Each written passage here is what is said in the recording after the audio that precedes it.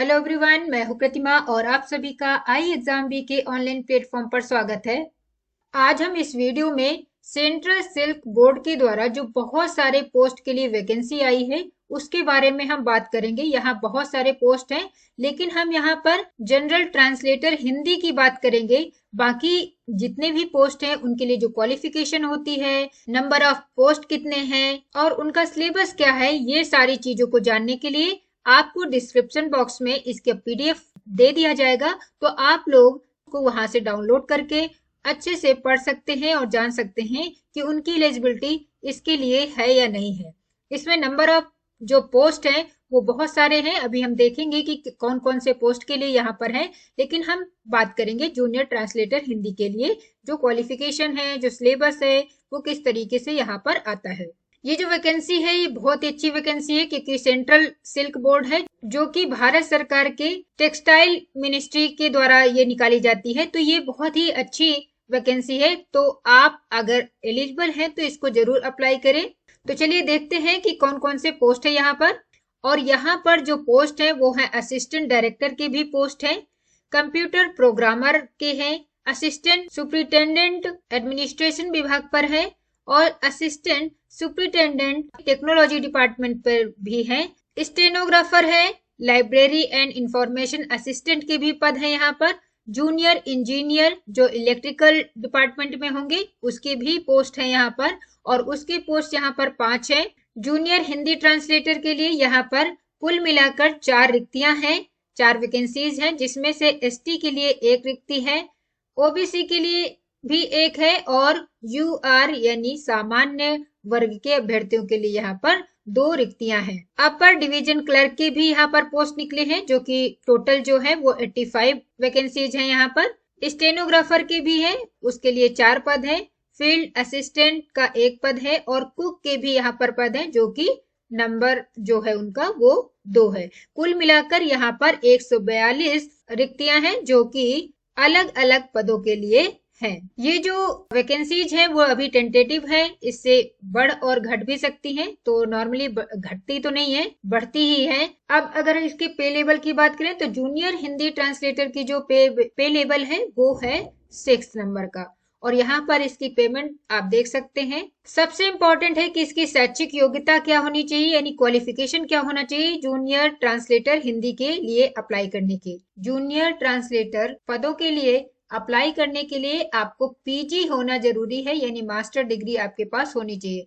वो master degree आपकी हिंदी में है अगर आपने हिंदी में पीजी किया हुआ है, और ग्रेजुएशन पर आपके इंग्लिश सब्जेक्ट अनिवार्य विषय के रूप में या वैकल्पिक विषय के रूप में रहा है तो आप इसको अप्लाई कर सकते हैं। अगर आपने हिंदी से मास्टर डिग्री नहीं किया है, इंग्लिश में किया है, तो भी आप अप्लाई कर सकते हैं, लेकिन उसके लिए ग्रेजुएशन लेवल पर आपका हिंदी वैकल्पिक विषय या अनिवार्य विषय के रूप में रहा हो।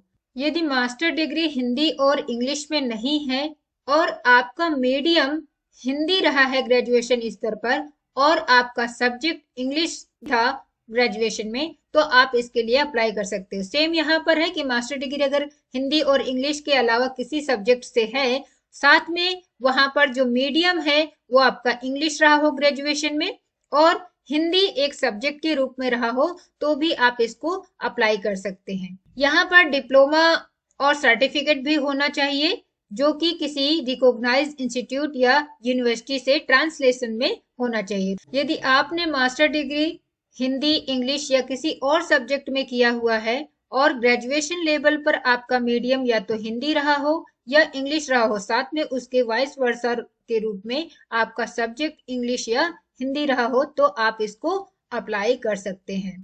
ये जो क्वालिफिकेशन है इसको हम शॉर्ट में अगर देखें तो सबसे पहले आपको पीजी होना चाहिए।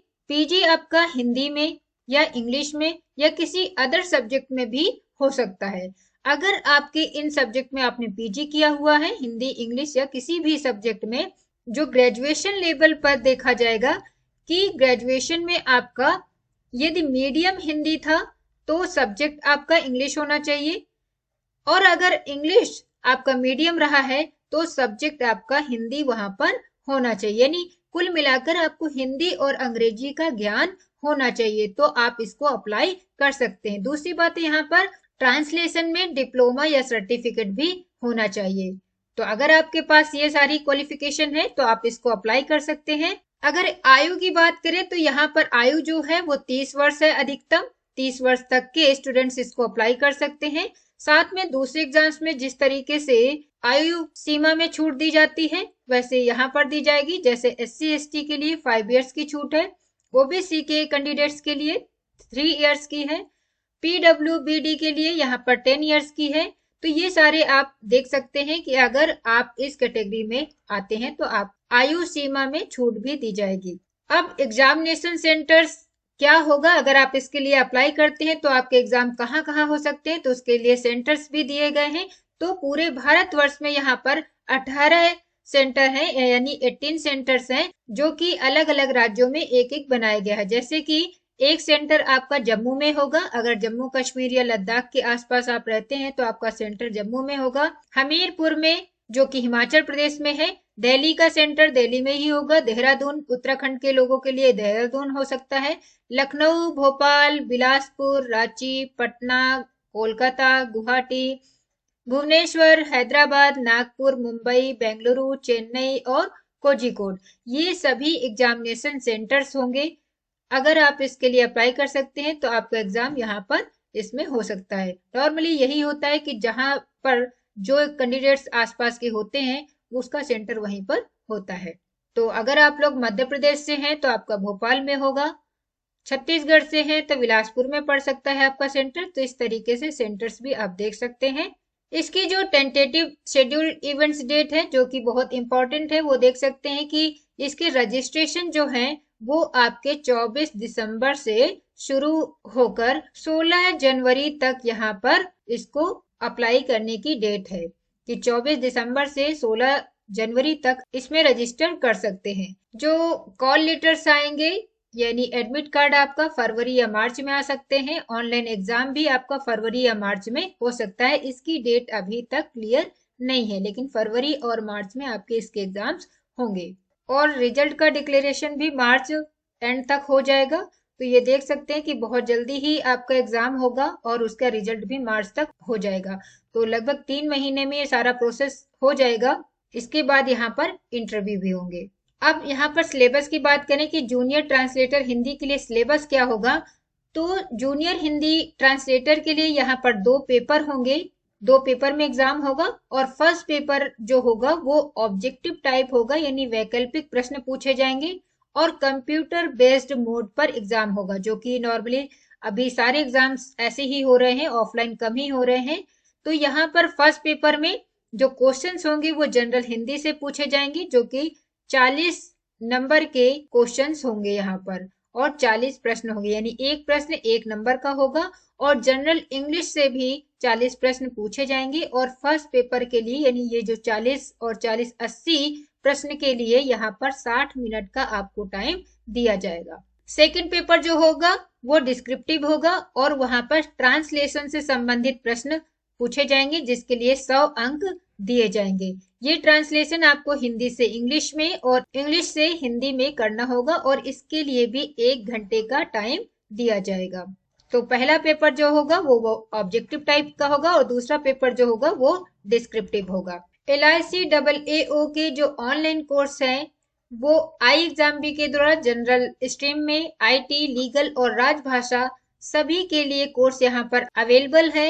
अगर आप लोग LICAAO की तैयारी करना चाहते हैं तो iExamB के साथ जुड़ सकते हैं। इस समय जो LICAAO के एग्जाम के लिए जो भी आपके कोर्सेज हैं जैसे लीगल, IT, राजभाषा, इन सभी में आपको 70% का ऑफ दिया जाता है। इसके लिए आप कोड यूज कर सकते हैं LIC70। और LICAAO की जो टेंटेटिव एग्जाम डेट है वो है प्रीलिम्स की 17 फेब और मेंस की है 18 मार्च। तो इसमें टाइम बहुत कम है और आपको तैयारी के लिए यहाँ पर 50 डेज स्टडी प्लान भी दिया जा रहा है, तो इसको भी आप डाउनलोड कर सकते हैं डिस्क्रिप्शन बॉक्स से। LIC के अतिरिक्त भी iExamB के द्वारा यहाँ पर एंड ऑफ द ईयर के उपलक्ष्य में बहुत सारे कोर्सेज में अलग अलग तरीके से छूट दी जा रही है। तो अगर आप किसी और भी कोर्स में एनरोल होना चाहते हैं, उसकी तैयारी करना चाहते हैं, तो iExamB के इस नंबर पर कांटेक्ट कर सकते हैं और उससे संबंधित जितनी भी जानकारी है वो प्राप्त कर सकते हैं।